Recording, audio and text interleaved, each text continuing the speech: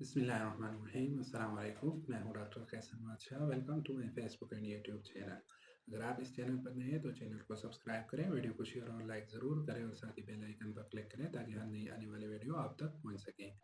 आज का हमारा लेक्चर 9th क्लास मैथमेटिक्स के लिए एक्सरसाइज 1.3 क्वेश्चन नंबर 11 को सॉल्व करेंगे। Prove that in the following matrices commutative law of addition holds. हमें मैट्रिसेस गिवन है और ए और बी मैट्रिक्स, और यहाँ पर हमने कम्यूटेटिव लॉ प्रूफ करनी है।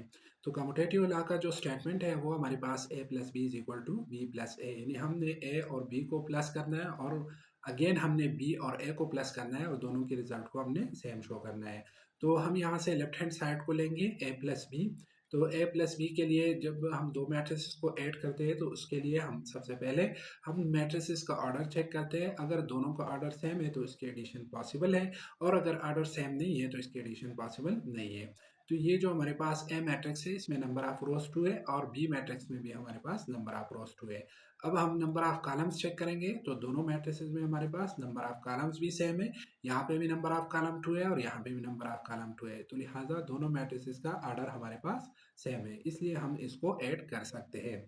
अब जब हम इसको ऐड करेंगे तो एडिशन के लिए हम सबसे पहले इसका लेफ्ट हैंड साइड लेंगे ए प्लस बी। तो ए की जगह हम ए मैट्रिक्स लगा देंगे प्लस, और बी की जगह हम बी मैट्रिक्स की वैल्यू लगा देंगे। अब इन दोनों मैट्रिसेस को हम ऐड करेंगे। इसको एडिशन के लिए हम क्या करेंगे कि इसके करस्पॉन्डिंग पोजीशन पर जो एलिमेंट्स हैं उसको हम ऐड करेंगे।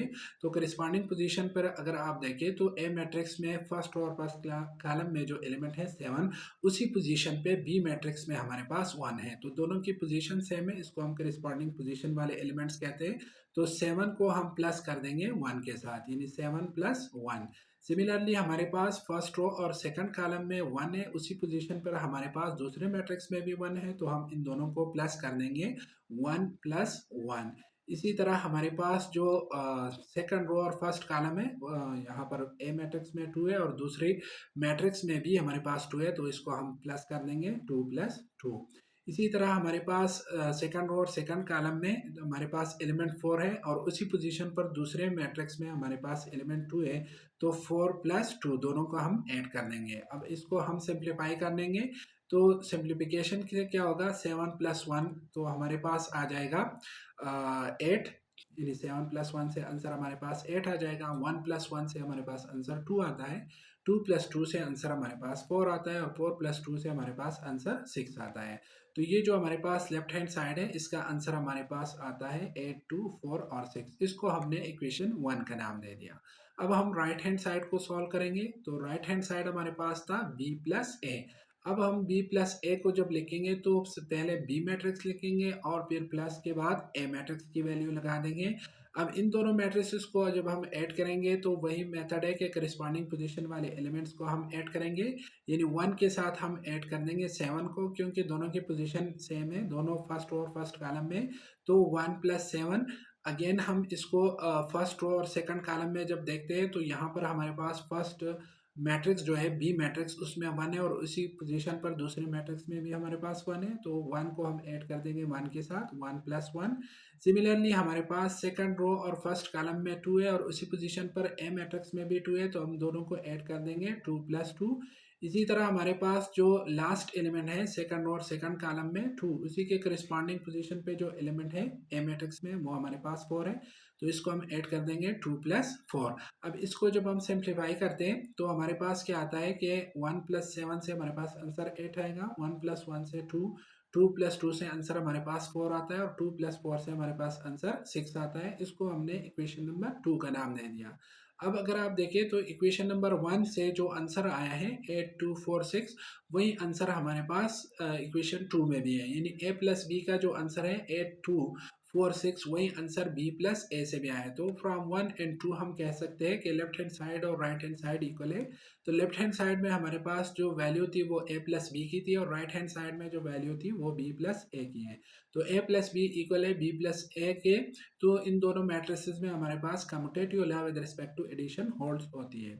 अब इसी क्वेश्चन नंबर 11 का सेकंड पार्ट है, ये हमें दो मैट्रिसेस गिवन है ए और बी, और यहाँ पर भी हमने commutative law with respect to addition proof करना है। तो कम्यूटेटिव लॉ के स्टेटमेंट हमारे पास क्या है कि ए प्लस बी इक्वल होगा बी प्लस ए के। तो सबसे पहले हम इसके लेफ्ट हैंड साइड को सॉल्व करेंगे। लेफ्ट हैंड साइड में हमारे पास ए प्लस बी है, तो ए की जगह हम ए मैट्रिक्स लगा देंगे और बी की जगह हम बी मैट्रिक्स लगा देंगे।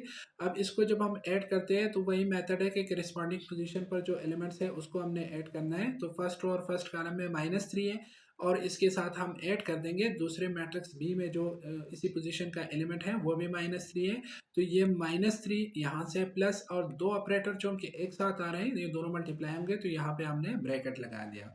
अब हमारे पास फर्स्ट रो और सेकंड कॉलम में 4 है और इसी पोजीशन पर यहाँ पर -4 है, तो ये हम लिख देंगे 4 प्लस और -4 को हम ब्रैकेट में लिख देंगे।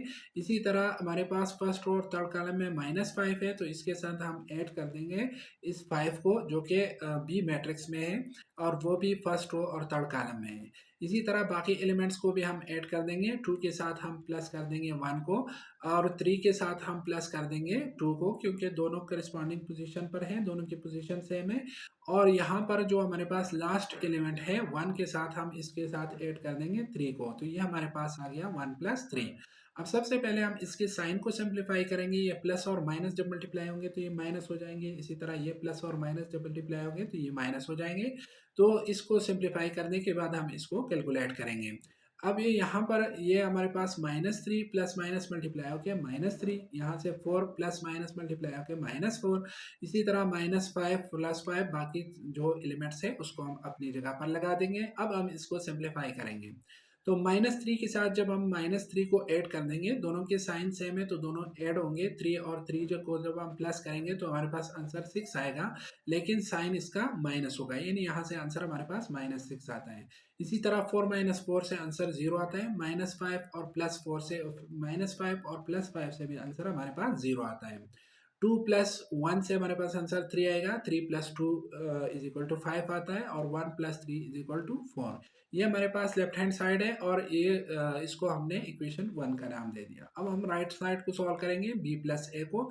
तो जब हम b + a को राइट हैंड साइड को सॉल्व करते हैं तो इसके लिए हम पहले b मैट्रिक्स को लिखेंगे और प्लस के बाद a मैट्रिक्स की वैल्यू लगा देंगे।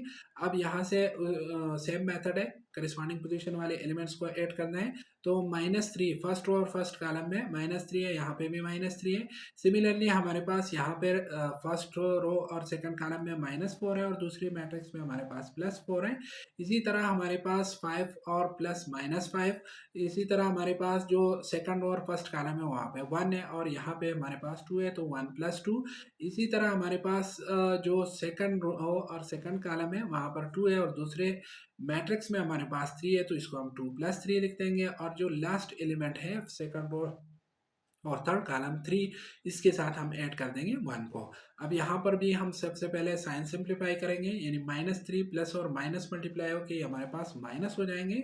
इसी तरह -4 + 4 अपनी जगह, ये प्लस और माइनस मल्टीप्लाई होकर 5 - 5 हो जाएंगे। अब इसको सिंप्लीफाई करते हैं तो -3 और -3 ऐड होकर हमारे पास -6 हो जाएंगे।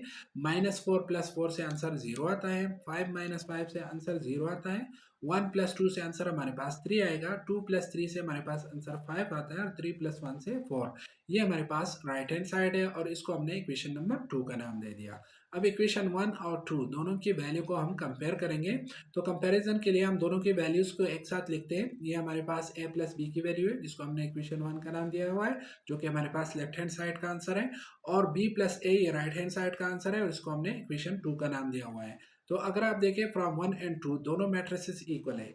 इक्वलिटी अब मैट्रिसेस के लिए दो कंडीशन होती है कि दोनों का ऑर्डर सेम हो। तो यहाँ पे ऑर्डर जो हमारे पास है, यहाँ पे नंबर ऑफ रोज 2 है और सेकंड इक्वेशन में अगर आप देखें तो यहाँ पे भी नंबर ऑफ रोज 2 है।